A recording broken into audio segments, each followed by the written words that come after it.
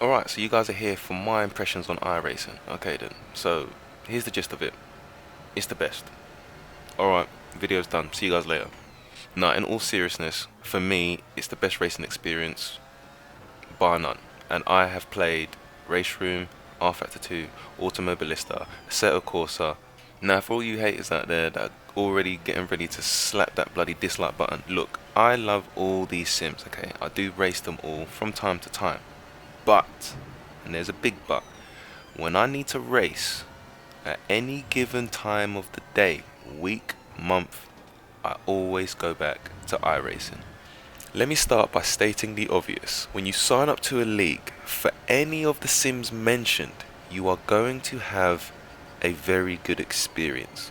Now, with all that being said, in my humble opinion, yes, you will have a good experience with all the sims mentioned, but some just deliver a more engrossing experience than others. Look, I started my sim racing career, or whatever you want to call it, mainly in Race Room, and Race Room was really cool. Great sim, loved every minute of it. I mainly started with it because it was free and easily accessible at the beginning, mainly focused on single player experiences and the online leaderboards. Once I started to feel a bit more confident in the cars and my leaderboard time started to improve, I started to join online public lobbies. Now, this was good for a time and I had some fun, but after my skills in these cars started to improve and my racecraft, more importantly, I started to demand a bit more of the races that I was taking part in. And no matter how hard you demand it, you're never going to get those type of races in public lobbies, regardless of whatever sim you're on. So I decided to join a few online racing communities, Race Department, Sim Racing Club, to name a few, where the emphasis was more on racecraft and having a good time racing clean as opposed to just being fast and taking everybody out. For a time, it was really cool. My skill level was still not great, but it was good enough to race with most people there, and I had a lot of fun. But after a couple months, my skill levels started to increase quite rapidly at one point, and eventually I wasn't really racing with people anymore. Sometimes I would still find people to race, which was really cool, but in others I was basically just driving by myself. So I needed a new challenge. So I jumped from a race room, which was the main one, to other different sims where I wasn't very good in those, but I'd be getting a nice good challenge there, learning those ones. And it's there where I started to learn the differences between the sims and what really made some of them even more fun than what I'd experienced previously. So, for example, I'd try out a couple races in Assetto Corsa, and I didn't even realize that in Assetto Corsa the track rubbers as the event goes on, which I thought was really cool. I was like, wow, this is really cool. The track's actually getting faster, which I'd never experienced in Race Room. I also experienced this in R Factor 2 and Automobilista. Another one would be day-night transition. I'd never experienced that in Race Room, but when I did, I think I experienced it for the first time in Automobilista. I was doing like a kart race in some track I can't remember, but I remember as I was driving around the track, which was sort of like late evening, all of a sudden the lights just started coming on. I'm like, what's going on here? And it was like an actual event where the lights were coming on because it was getting too dark, and I hadn't even noticed. Oh wow, the sun was going down. Damn, this is really cool. It didn't even have to be things on track, it could be things off it as well. For instance, sharing setups. Obviously in Race Room you can't actually share the setups in game, which, I wasn't too fussed about because I never knew it was a thing until I then tried R Factor 2, Automobilista, and even iRacing in the end. Look, I'm not going to name every single feature that Race Room or all these other different sims didn't have that iRacing does. I'm just pointing out that there's just certain things that just make the racing experience just just more fun, better. Last example would be rain. The only one that provides rain from the ones that I've seen is R Factor 2, and that was really cool. I finished the quali, and then all of a sudden, before the race it started to drizzle with rain, and I was like, oh my god, what do I do? Do I put wets on? Do I not? Like, I wasn't too sure. But that sort of dilemma was cool to experience at the time. Like, it just added another layer of, I don't know, realism or whatever you want to call it, to the sim that just made the experience better than not having it. Now, you may notice that some of the features iRacing has and some of them it doesn't, but the point is still there, that it has most of them that I think constitutes towards having a really cool experience when it comes to racing that some sims don't have. The other reason for me telling you that story was not only did I look for other challenges with other sims, I also decided at that point to start joining leagues. You know, it was that then when I was thinking, okay, then I need more competition, so leagues is where I'm going to need to do it. And it helped. I mean, I joined as many leagues as I could. I had the time to do, and I had loads of fun with all of them. It was an amazing experience. But as time goes on, you get a bit more busy, and all of a sudden, you're not able to commit to league racing, mainly because league racing generally is a fixed date at any time of the month or week or whatever it is for you guys to all race at a certain time. And it's cool when you've got loads of time, but when you don't have loads of time, you need more flexibility. So why do I think iRacing is the best sim experience I've had so far? Well, here's a list that I think shows why. Whoa, whoa, whoa, easy, easy, easy. Yes, yes, yes. Okay, I know you guys see physics and force feedback at the bottom of the list. Now let me explain. I don't want you guys thinking that numbers of players online is more important than physics and force feedback. That's definitely not the case. I mean, if it was, then the Forzas, Gran Turismos, and Project Cars would probably be the best sims in the world. The bottom four in red are mainly meant to represent the other sims that I mentioned before. Yes, I love racing them, and yes, they have some great features that I do like, but there's a reason why I keep coming back to iRacing than those more often than not, which is the reason why the iRacing positives are the ones in black from 1 to 9, and the 10 to 13 are basically sort of, like I said, a representation of the other sims, who quite frankly are probably surpass iRacing in some or most of these ones at the bottom anyway in red. Let's quickly go through the list. Assetto Corsa definitely has better graphics. Sounds, I wouldn't say has better sounds. Physics in some ways are better, in others aren't. And force feedback, I'd say it's hard to tell, to be honest. I kind of had trouble with both of them at the start, but learned to get used to them after a little while. Race Room definitely doesn't have as good graphics. Sounds are definitely better. Physics, I would probably say iRacing's physics are a little bit better. Are better. They are. I mean, there are definitely certain things that are more realistic. I think the car behavior and collisions in Race Room, but I think everything there are still quite a few other bits of physics that are just a lot more detail in iRacing. Force feedback, for me personally, I prefer Race Room's force feedback. It's much more intuitive. I know what the cars are doing instantly and have a chance to instantly do something about it. iRacing's, like I've said, it took me a while to get used to it, but I'm kind of used to it now. R Factor 2 definitely doesn't have as good graphics and definitely doesn't have as good sounds. Physics wise, I would say they're better. Force feedback, I would say they're better as well. Although it doesn't have a damage model, or the damage model isn't as good as iRacing, so there is that. But I think in terms of weather and car and all that sort of stuff, I think the physics are better. Last but not least, Automobilista, again, doesn't have as good graphics. Sounds, I think the sounds are pretty good on definitely on certain cars, and it's hard to compare because I don't think they have any similar cars except for the Super V8, and I feel like they both sound pretty decent, so I might call that a tie. Physics wise, I like the physics in Automobilist. I think they're really good. I think it's a really underrated sim. Whether they're better or not, I don't know, but they both, I think, perform quite well. Force feedback wise, I preferred the force feedback in Automobilista. Like I just took to it straight away. I just found it so much easier to control the cars and whatnot. Like I said, iRacing, it took me a while to get used to it. Okay, so now that we've got all that out of the way, what is it about iRacing that makes it stand above the rest for me? So number one, obviously, number of players online. This goes without saying. I mean, anybody who races on the other sims, when it comes to racing public lobbies, you know how empty it is.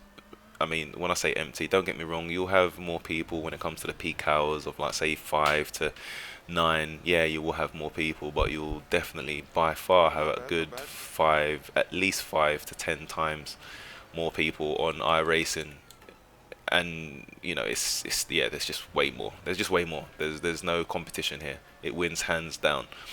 Now, all of that would be useless if there was no way of sort of like organizing all these players to race together, and it does with its matchmaking system. Number two, with the I rating and safety rating. I rating is mainly going to decide who you race against, and the safety rating is more sort of, like what sort of series you can qualify for, and all that sort of stuff. I'm not going to go too much detail. There's plenty of videos out there that go into the detail of what is great, what is good and bad about them. But I appreciate having it than not. So yeah, that'll be my number two. So briefly mentioned it. Loads of different race series to jump into. The most popular ones are road and road oval. Dirt and dirt oval not being as popular, but it still has some people in there racing. But I can't really speak for it because I don't race in that or the road oval at all. I'm mainly just road. So for example, in road you have what do you have in there? You've got the iRacing Grand Prix series, you've got the VRS Sprint series and Endurance series, you've got the iRacing Le Mans series. You've got the Formula 3.5, Classic Lotus Grand Prix, Radicals, Pro Mazdas, Porsche Cup, V8 Supercars, the iRacing F3 Championship, IMSA, what's it called? This Fanatec GT1 with the GT1 cars, Roof GT3 Challenge, VLN, iRacing VLN Endurance Championship, Formula Renault, Ferrari Challenge GT3. Like and this is this just got plenty of series for people to just jump into and have fun. Also, let's not forget the Mazdas where you start off your iRacing career. Really fun. Going back to the flexibility, number four, races are roughly every 2 hours in all the different series. So again, if you have trouble racing at a certain time of the day, whenever you are available, chances are you are going to find a race in your series or maybe in a different one. But the flexibility here is quite staggering.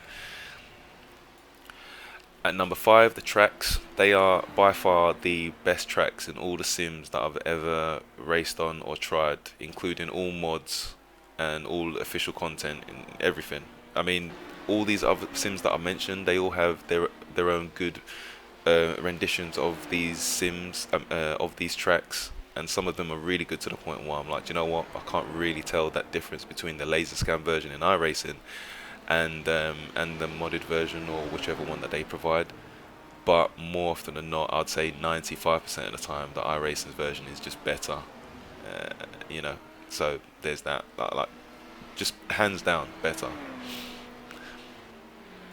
Okay, at number six, you'll always have competition. So, when you jump into these races, chances are you're going to find somebody either with a similar I rating or a similar skill level to you that you're just going to be able to race against. And it's not to say that you have to have somebody with a similar I rating that's going to be as fast as you. It can go either or. Like you can have somebody with a really high I rating that's a couple thousand more than you, but you have still similar skill level. Same thing with somebody who's 2-3 thousand lower than you, and you're like, wow, this guy's still really fast. Um, and both of those races are slightly different. With somebody higher I rating than you, similar paced, you're racing thinking, oh man, if I beat this person, I'm gonna get a nice little chunk of I rating to add to my own. If they're lower I rating than you, then yeah, you're going to be still in the same sort of fight. But now you're thinking, damn, if I lose to this person, I might lose just a little bit more I rating than I would if he was higher. So it's just always really exciting. The damage model in iRacing, though it not being perfect, I'd say about 60 to 70% of the time it kind of acts quite well. The others, sometimes you're like, oh my god, I only had a little touch, but I got loads of damage. Or sometimes you might be thinking, oh my god, I just whacked into that guy, but my car's still alright. But bar those anomalies, it tends to act quite well, and I'm glad that I have it in the racing sim, because when I'm racing with people now, it adds a different dynamic to the races. Because now I've got to be very careful in how I approach defending and attacking. Is it worth defending so hard at this early point in the race? Is it worth attacking at this point of the track because there's more risk of contact and maybe damage to my aero or whatever it is, suspension, who knows? But that addition just just transforms the races now. I've got to be more responsible. I can't just be careless in how I overtake, especially even if like in now you can see the LMP ones. More often than not, you want to get past people as quickly as possible, but oh, is it worth the risk? Sometimes you might have to just be patient and lose a couple seconds to last the rest of the race. And I love that. I love that. So number 8, all the races are exciting, always different. So all of the above that I've explained, every race just feels exciting. I'm always sort of like getting that sort of heart pounding type thing before the race starts. You know, you've got the rolling starts and the little lap around, and then you start the race, and it's all sort of like tentative. Jesus, do I go for a move? Don't I? People are attacking you. You're attacking them. You're defending. Like the same thing when it comes to the people you're racing against. Sometimes I might be in a lobby where I'm the highest I rating, so I've got to perform or do half decent, or else I'm going to lose a lot of I rating, or I might be the lowest I rating person. And now all of a sudden it's basically just a win-win. Just make sure I survive the race, and I'm more than likely going to survive, because in all these races, generally somebody's going to get taken out, and I'm going to gain a couple freebie positions. So it's, and you know, everything mixed in between. It's just every race is just always exciting, and I love that. I love that. Like with the other sims, when it comes to racing online, don't get me wrong, yeah, you can still have some really cool and fun experiences, but because I feel like there either isn't a damage model, or there's no points on the line, or maybe I'm either faster than the people ahead of me or slower than the people ahead of me. Like, you know, there's just what's keeping me invested, what's keeping me on my toes, making sure that I don't make a mistake. I mean, I haven't even mentioned the safety rating system. So for every race, you've got 16 X's that you can have. The moment you get 17 X's, that's it. You're disqualified from the race. So even that adds another layer to it. I've got to make sure I don't go off track, because every time I do go off track, I'm going to get a 1x. If I have contact with a car, I'm going to get 1, 2, or 4x, depending on how hard it is. If I lose control of the car, it's going to be 2. Like all these different bits and pieces are making sure that I'm constantly on edge, making sure I'm concentrating, and I don't let up on the standards that I've already set myself, which got me to the safety rating that I already have anyway. So, you know, all of this stuff, like I said, just adds to the excitement of the races, and it just adds to the experience. Sorry guys, there was one point that I should have put in this list that I completely forgot about, which is the emphasis on team racing. Like iRacing is by far the best when it comes to like team racing, how to organize teams, racing in teams, spotting for teams, sharing setups. Like there's so many different things that it brings to the table to allow us to all race together. The driver swaps are just dead simple. Joining a server when you've got a team event is really simple. Spotting for your team is really simple. While one of your teammates are racing, you can actually set up, do the pit changes. So get the tires ready, change a certain amount of fuel, do the windscreen tear offs, like all these different bits and pieces that just add to the fact that it's also a team sport as well as a solo sport. Like when it comes to these team events as well, so for instance we recently did the 12 hours of Sebring. That was great. At the same time, you can pretty much have I wouldn't say an endless amount of people in the server for your team, but you can have quite a few. I don't think I've actually ever reached the limit. I think we've had maybe 4 or 5 at the same time. But for this event we had obviously the driver. You'd then have the person who's going to come in next, who will then get into the server. You'll also have the someone else spotting and also taking responsibility for the pit changes, all that sort of stuff. You may even have somebody else in there just taking a look at, you know, everybody else, observing the rest of the grid, seeing what's transpiring, whether there's been an accident up ahead, what's happening to the people you're racing against, if they've pitted, how long, you know, all these different bits and pieces. It's just they're all there, and it's great. It's easy, it's seamless. And no other sim does it. Race Room, Assetto Corsa, Automobilista doesn't have team racing as far as I'm aware. If I'm wrong, just put it in the comments and speak about how dumb I am. R Factor 2 does have team racing, but it's a bit it just feels cumbersome. Like the hoops you have to go through just to do a bloody driver swap is like, I mean, I didn't realize how ridiculous it was until I realized how easy it was on iRacing. And there's also nothing else integrated in the sim. There's no sort of like group place where you can organize your team, your friends list, your teams list, organizing a team, maybe even designating other people in your team so that they can organize certain things as well. Like there's none of that. It's literally just you can do a driver swap or not, but you can't, take responsibility for other different bits and pieces as well. The other person is driving, so I wouldn't exactly say there's a huge emphasis on team racing, even though it does give you the ability to do driver swaps. So yeah, yeah. Unfortunately, I didn't put it in, but I'll try and make a little adjustment there so that you can see it. And last but not least, number nine, you are rewarded for racing once or twice a week. So like they have 4 seasons every year. Each season is split up into 12 weeks. So in a 12-week season, all you have to do is participate in 8 of the races. So that's yeah, exactly 8 of the races. Yeah. So once you do that, it will then tell you thank you very much. We'll give you $7 off, or $7 iRacing credit. So if you did this 4 times every season, that's basically 7 times 4. That's 28. So you get about $28 off your yearly subscription. If you do this with 2 series instead of just the one, then it will be $10. So then you're looking at what, $40 off in a year, and all you have to do is do 2 races a week, which isn't much really. Let's be honest. We all spend this much time either doing single player or in leaderboards or whatever it is. So it's constantly giving you an incentive to stay in the sim. It's like, hey, we'll reward you with the time you spend in there with a little bit of money back. Now I know what a lot of you guys will probably be saying. You'll be like, well, yeah, but they're just making you guys run through hoops just to get the price down to what it probably should be. So the price should be really like $50 or $60 a year as opposed to 100 or whatever it is. So I'm not gonna. I don't know. Maybe you're right. You could be right. All I know is it is what it is right now.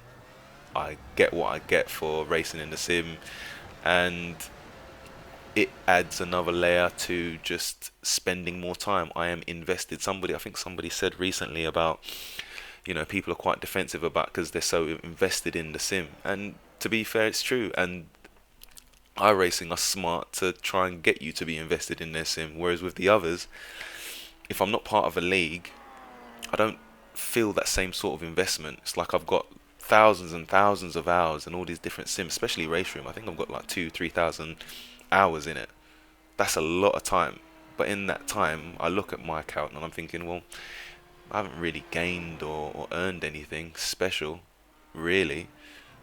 Um, I've had some good experiences, yeah, of course. But in terms of like an actual sort of progression as to this is where I started and this is where you are, like in iRacing, in your profile, it shows, oh, this is where you were at whatever time, 2015, and this is where you are now. You had a bit of dip there, but you went back up to here. Like there's a growth. It's, you might think it's a faux growth or whatever, but there's still some semblance of a growth. So, and that's nice to see. I mean, I don't know what to tell you. I'm pretty sure every online game pretty much has that. Battlefield, online shooters, uh, what's it called?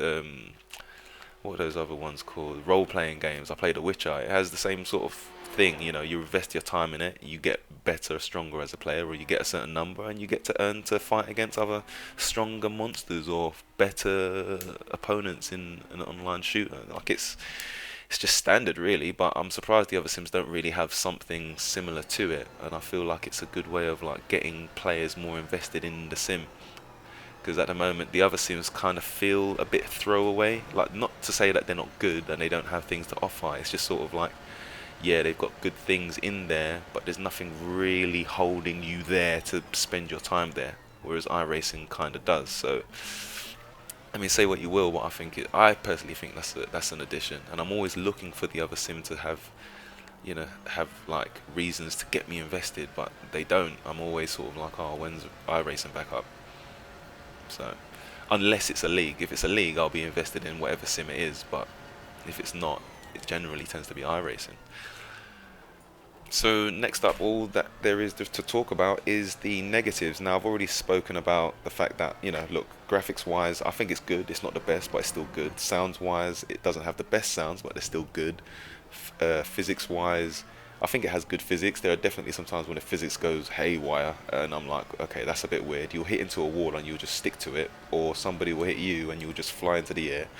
The physics with the tires can be a little bit dodgy, but they are implementing a new tire model soon, so that will be fixed. They added obviously the day night, which is great, but the weather can be a bit buggy at times, like because or not buggy, but the track temperature just fluctuates way too quickly. So a cloud could come over and then all of a sudden make the track temp 10 degrees cooler than what it was. And in iRacing, the cooler the track temps, the cooler the track temps and the cooler your tires, the faster you'll be. So and that's obviously from what I'm hearing is definitely not realistic. So there's that. What was the other thing? Force feedback. Like I said, the force feedback to me is good now because I'm used to it, but I can understand why people would come from Race Room, the R Factor 2s, the Automobilistas, the Assettos, and be like, oh god, I'm just not getting something from iRacing. And it's because they're a little bit more fainter, a bit more subtle, not as obvious as the other sims, and it takes a while for you to get used to the understeer feeling, the oversteer feeling, because in the others they're just so obvious that you just know exactly what to do instantaneously, even without having much time in the sim. With iRacing, you need to spend a bit of time with it. Like, I didn't like it the first time I tried it. I tried it, said, nah, this isn't for me. And then I just left it for a couple of weeks. And then I came back to it, left it, came back to it. Eventually, I'm like, no, actually, it has all those things the others have, but it translates it to us differently. You just have to get used to how it basically speaks to you. And I mean, let's be honest here, the obvious, biggest downfall of iRacing is the price. There's no getting around it. The price of iRacing is it's just ridiculous at times. I mean, look, okay, you pay the online subscription and you're like, okay, fine, but then at least let me race the cars. But it's like, no, you still got to pay $12 for the cars and $15 for the tracks. Now, yeah, some of the tracks come with different iterations of the track and all that sort of stuff, so you kind of maybe get a bit more for your money. But when you're comparing it to the prices of like Race Room, R Factor 2, Automobilista, all these other different sims, like the price is, it definitely is a tough pill to swallow, and I can definitely understand why a lot of people would say the price, nah, I'll stick with whatever sim I'm on. And you know what? That's completely fine, and it makes a lot of sense, and you should do that. You definitely should if that's how you feel. But for me, all the pros and all the things that it has to offer outweighs its price. And if I'm being honest, it's the other Sims' fault. It's Studio 397, it's Sector 3, it's Kunos.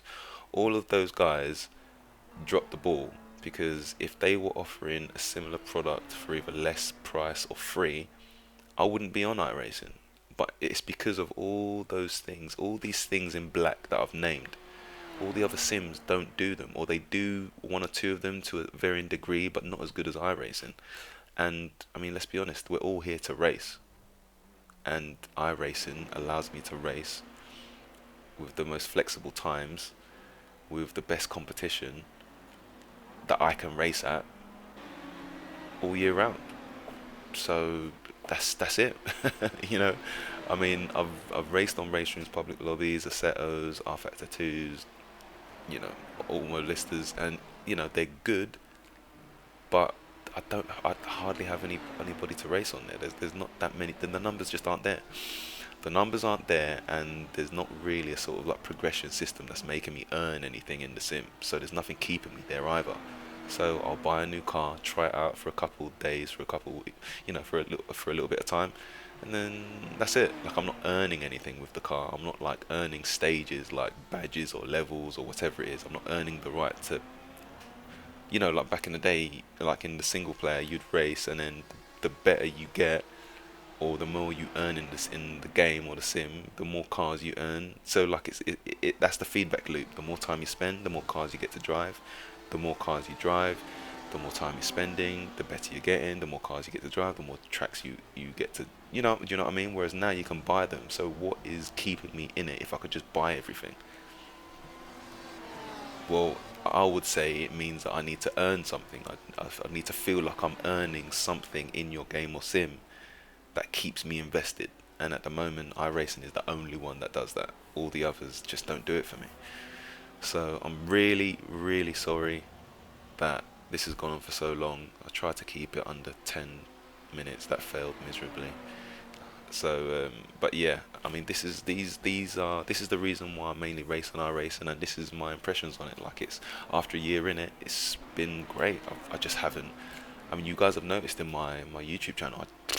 Don't get me wrong, I'll race in the other sims if I've got like another league race or whatever, some special event. But it's majority now is just iRacing, and it's because I'm just having more fun there. And I'm having more fun there because like I've already said, I've already explained it all. But thanks again for watching. Again, sorry for the length, but this stuff unfortunately can't just be said in a few sentences. I need to go into depth, and but yeah, I'm hoping to probably do something like this similar to a few of the other sims as well that I like to race on. All the things that I love about them and don't. But yeah, stay tuned, and I will see you guys soon. Take care. Bye.